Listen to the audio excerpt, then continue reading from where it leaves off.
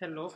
So, in 2014, at the European Graduate School, Zizek delivered a talk titled The Object Petit in Digital Civilization. Now, I think this is extremely important given the extent to which our interactions with the world are interfaced via screens of all kinds. And this was, I think, evidently apparent to many of us even prior to, the public prescription to wear masks and things of that kind. That aside, I made a few notes on it trying to summarize what I thought were the salient and relevant points today, while also trying to place before consideration what I would think of as a prehistory to our engagement with what the object Pitya may be, as witnessed in literature. And perhaps we may see how certain concepts in psychoanalysis really do help us understand some of these developments in the course of the presentation. So, in the talk, Zek stresses that, or rather, he quotes Freud from Civilization and its Discontents, that the concept of a human being could be thought of as a prosthetic god. Now, this was not entirely developed on, but I think it's very interesting given the extent to which we are enmeshed in various circuits just for our day-to-day upkeep. The supply of water, electricity, essential communications, which are necessary even for assembly and production, and things of that kind. That aside,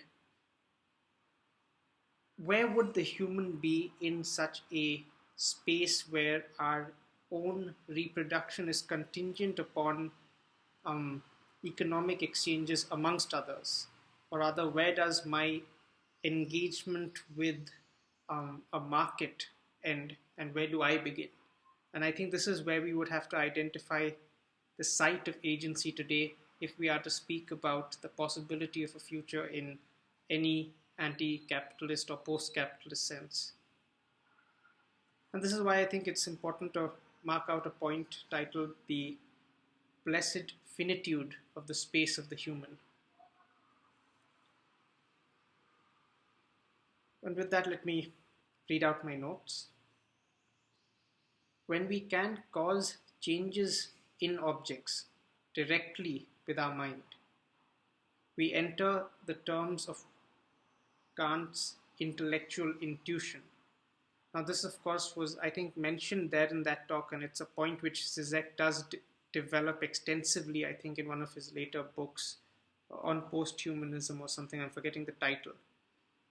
But there are examples that he presents. For example, I think he often cites Stephen Hawkins, who doesn't need to, or in his last years, didn't need to even move his finger for his chair to move forward. And I think, for example, there are less strict occurrences where I think if you were to wear Google glasses and you can blink to click on something for it to show up a few entries on the object in question, maybe developments in that direction. But of course, he does cite like animal studies where a rat is remote controlled and made to move through a maze. But I don't think that the literalness of the activity is what was the point there. The idea is that if I am to have a place from which I can represent what it is that I do, that would have to be in some way done without changing the coordinates of where I am situated. In other words, my ability to express myself freely is contingent upon a certain disengagement with the circumstances of my life. It's a simple enough idea. Like if I were to be pressurized into, let's say, washing pots and pans or maybe making a newspaper, I would not be able to tell you what it is that I am going through because I would be doing something else. And it is this disengagement which is important. It's the site which permits for our capacity for self-expression. That aside,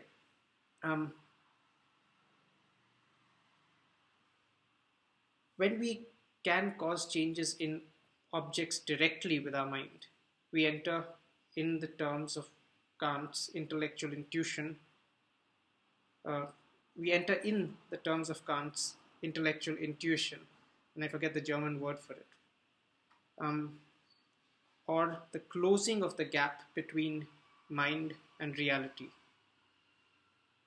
This, however, is also the point of closure for the space which, or the site if you prefer, which Kant identifies as the space of the human, and the beginning of some kind of God, i.e., humans live in a gap between inside and outside. God, on the other hand, can directly manifest reality through thought. I suppose you get the idea of, something like Professor Xavier or Magneto, I guess, changing reality with thought. Humans experience this as a loss, however, as this gap of our finitude is also the resource of our creativity.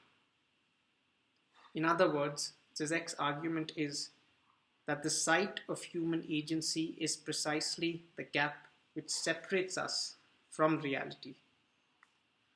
This, as a space of the assessment of potential, possibility, and consequence, allows us to reflect self-consciously regarding what we are doing. This site, Lacanians may argue, is the very site of philosophy. We may see how this may be homologous, to use a term from Zizek's lexicon, to the structure of fantasy in Lacanian psychoanalysis. A foreigner is never simply a foreigner to us. What we perceive spontaneously in a foreigner is also our own set of ideological prejudices. These, as it were, provide the coordinates of how we apprehend the other. In courtship, for instance, I never directly choose that this is the woman I am attracted to. There is always a feature or a gesture, perhaps, presented when someone makes a pass, even if it were an aspect of the background, which appeals to and operationalizes the phantasmatic nature of love. Is this facet not what any artist would readily recognize? Here I think it is imperative that we pay our dues to the modern novel, even as opposed to, or even a development upon, the earlier Bildungsroman, or novel of maturation. And I think this section would be about the novel today and our present form of experience. So if the Bildungsroman tried to, for example, trace the way a child becomes an adolescent in a family, encounters the world, maybe through school, maybe through a village community, often in the foreground of a industrial development or a migration that the family may be undertaking, how is the novel today changing in terms of how it represents a character? The author of a properly postmodern text, such as After Dark by Murakami, makes every effort possible in the representation of singular and distinct contexts, which act almost as stage scenes in drama, but devoid of characters. Here, the isolation and experience of, let us say, a dark room illuminated only by the electronic glow of the screen and the passage of time in it acts almost as therapeutic relief from the work, life, culture of a city such as Tokyo, which has a population density of 6,000 plus people per square kilometer. In fact, it's also indicative of the way in which working life now has moved increasingly into the night. You have people who work night shifts very often in very many professions. In fact, any good love story is, in the final analysis, the search of two lovers for a site for the couple to consummate their association. Indeed, such a plot is very easily flipped into a real estate battle over the site itself. Victorian novels such as Jane Eyre are particularly adept at mobilizing this subtext. Here, we could say elements of the lover, say their voice and their standing, form a melange with aspects in the background, such as their class or property which the plot tastefully reveals. And it is the ensemble of these partial objects in the story, to use Melanie Klein's term,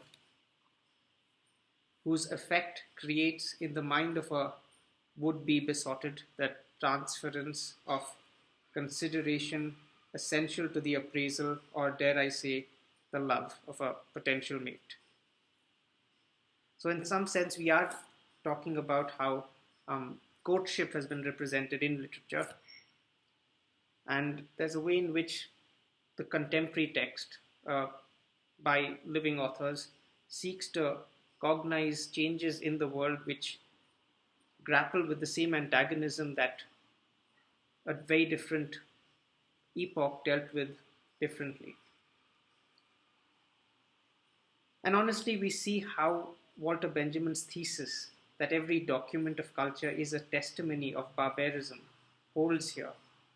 In other words, we do not require a highly specialized deconstructive reading to understand the implications, indeed the dire necessities of property exchange, which ushers forth the lubricant of love, as it were.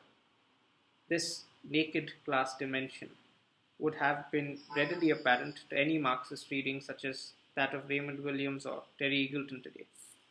The fact that, at least in the Victorian novel, it becomes fairly blatant in, scenes in plots such as Jane Eyre, or even in Pride and Prejudice, where the revelation of a suitor's or a besotted's links to the estates or their land holdings or property becomes instrumental in the possibility of them being considered a possible suitor or so on.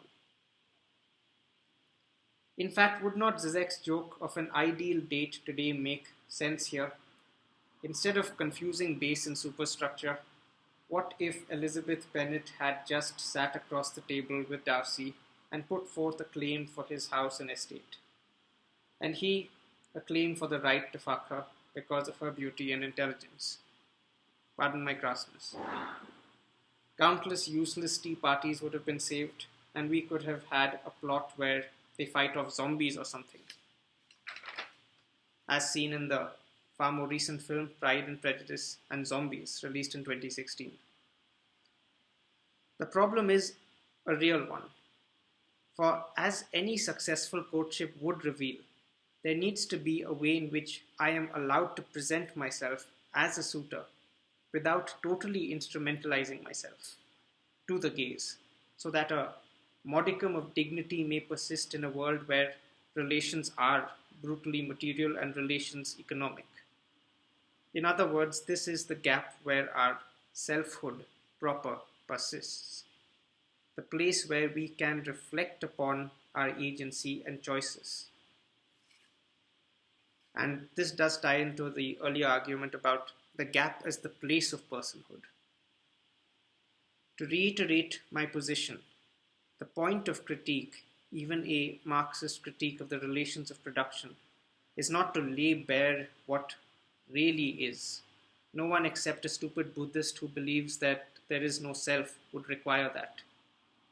The point is to redeem the strategy of courtship so we may understand who the person positing it is, and indeed what may be the relationship between them and their practice.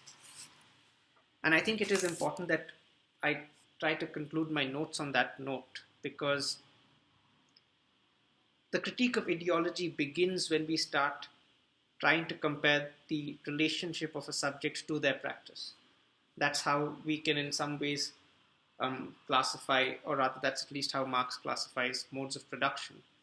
And a sociologist may study transitions in them and things of that nature. Now, the entirety of the talk that Zizek presented that day, did not focus precisely on these aspects.